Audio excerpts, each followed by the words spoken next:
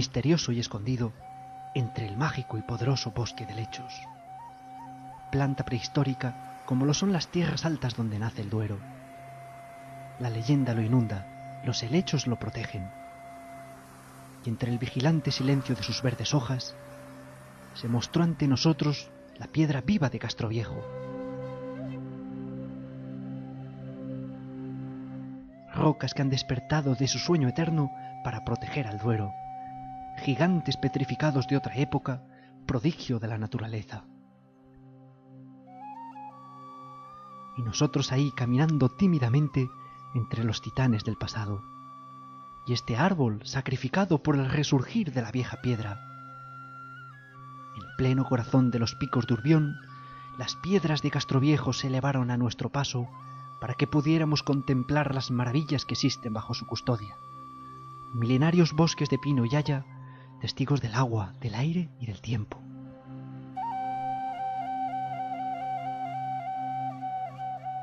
Y entre ellos divisamos desde la cumbre la más legendaria y misteriosa laguna de la antigüedad, la Laguna Negra.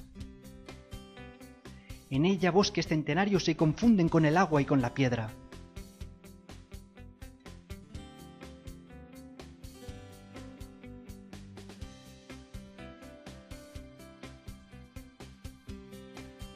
Encajada entre grandes moles de granito, oscura, fascinante, enigmática, se dice de ella que no tiene fondo, aun encontrándose a casi 2000 metros de altura.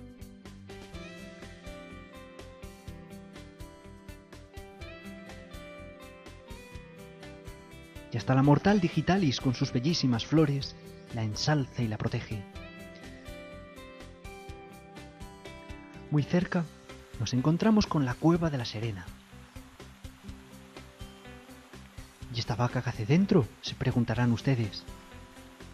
El ternero atraído por el fascinante y silencioso sonido del agua. El agua que da su pecho generosamente a una pequeña criatura, al Duero.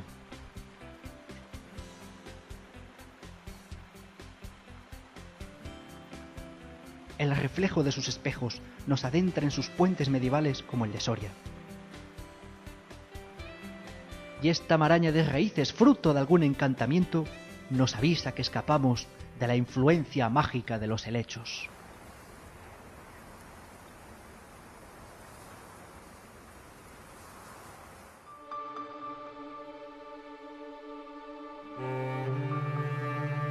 Era el verano del año 1002 cuando se produjo en este lugar la importante batalla de Calatañazor. En ella los cristianos unidos por Castilla, León y Navarra derrotaron por fin al temible moro Almanzor el Victorioso.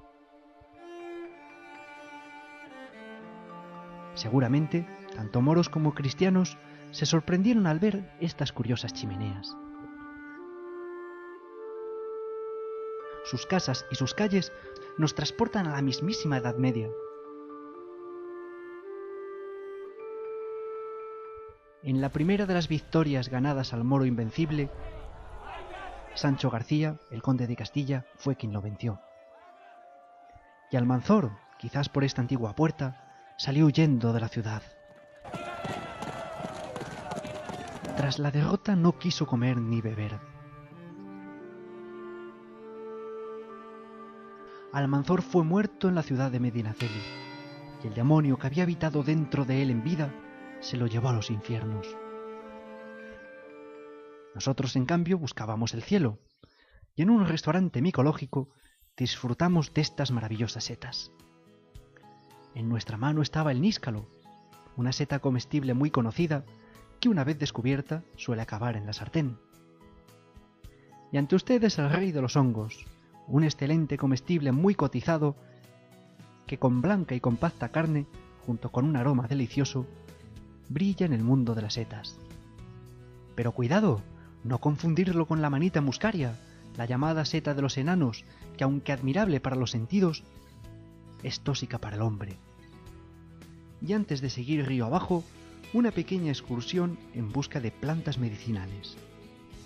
Ese día, la aventura nos introdujo en la senda de la naturaleza, una puerta que siempre está abierta para quien se deleita con ella. Soñar con hiedra es un buen augurio y significa sentimientos fuertes y duraderos. Los romanos, en las fiestas consagradas a Mercurio, asperjaban las casas y comercios con hiedra. El objetivo, evitar los malos augurios del año. El crecimiento en espiral de la hiedra se relaciona con la espiral de la vida que hay dentro de todo hombre.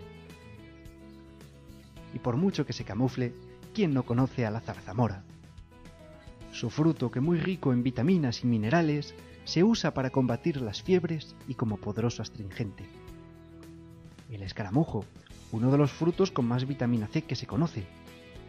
Y este árbol sagrado, venerado por celtas y druidas, el arce.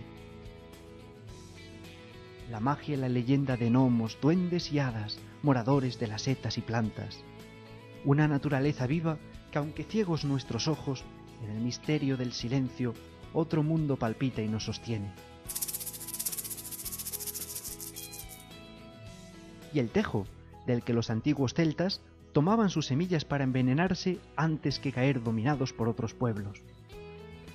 Árbol de la vida y de la muerte, con el que se construyeron miles de arcos, y según se cuenta el del mismo Robin Hood. Esta mariposa en el té de Aragón, o también llamado té de roca, nos avisa que es un excelente digestivo y que además no contiene ningún tipo de estimulante. Del agracejo, los tintoreros aprecian sus raíces de intenso color amarillo. Muy usada en jardinería, y por si fuera poco de ella, se extrae un alcaloide parecido a la morfina. Ante ustedes, la peligrosa leche trezna.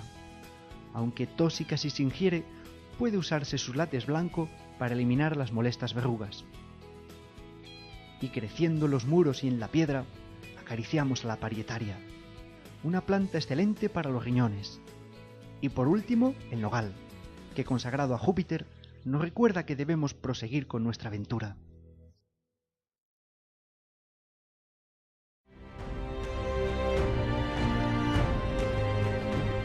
Y situada en el Cerro de la Muela, a pocos kilómetros de Soria, la guerrera ciudad de Numancia. Año 153 a.C., cuando se inicia el primer conflicto entre la antigua ciudad y la poderosa Roma. En aquel año los numantinos, al mando de Caro de Segeda, derrotaron a un ejército romano de 30.000 hombres. Estas murallas resistieron con valor un largo periodo de 20 años.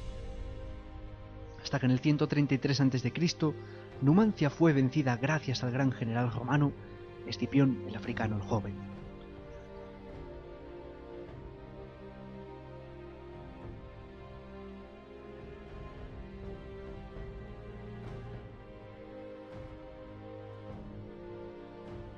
No obstante, Numancia pasó a la historia como la eterna ciudad inconquistable. Y la mayoría de los numantinos prefirió suicidarse antes de ser apresados por su eterno enemigo. Inevitable destino el de los pueblos celtíberos, que aun valientes y honorables debían doblegarse ante la grandeza de lo que empezaba a ser un gran imperio. Roma.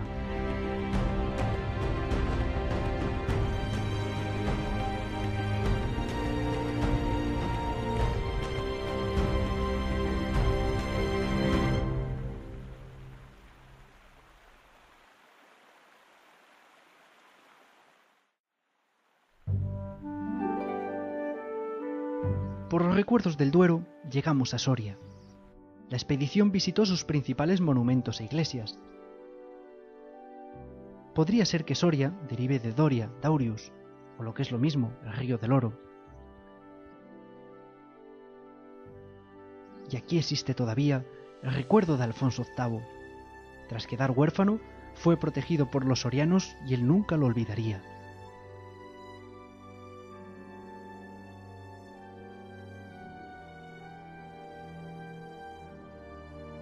Nuestra Señora del Espino es milagrosa. Hoy en esta ermita, su primer asiento fue donde nace el Duero, pero al perderse España, los cristianos la escondieron y siglos después un pastor de Soria fue quien la encontró. Igualmente el poeta Antonio Machado conoció aquí a su esposa, que tras enfermar fue motivo de inspiración, dedicándole su poesía a un olmo seco. al olmo viejo hendido por el rayo y en su mitad podrido. Con las lluvias de abril y el sol de mayo, algunas hojas verdes le han salido. Mi corazón espera también hacia la luz y hacia la vida otro milagro de la primavera.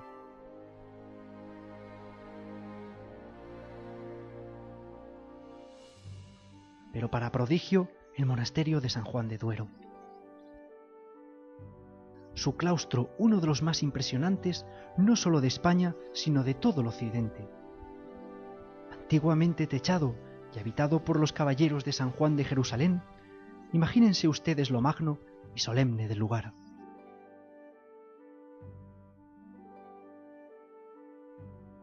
Posiblemente en su interior, el gran escritor Adolfo Bécquer concibiera su leyenda El Monte de las Ánimas.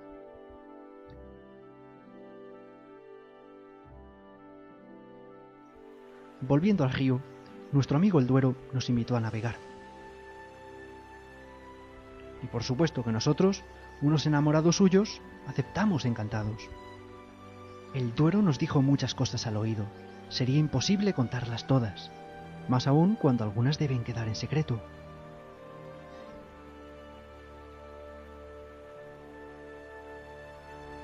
Sin embargo, sí les puedo decir que se siente solo, que nos echa de menos. Y si sobrevive al olvido, es gracias a los hermosos lugares como este.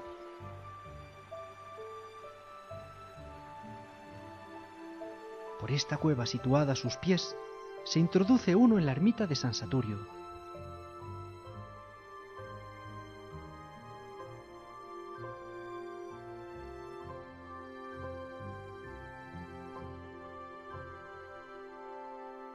En ella vivió el patrón de la ciudad de Soria.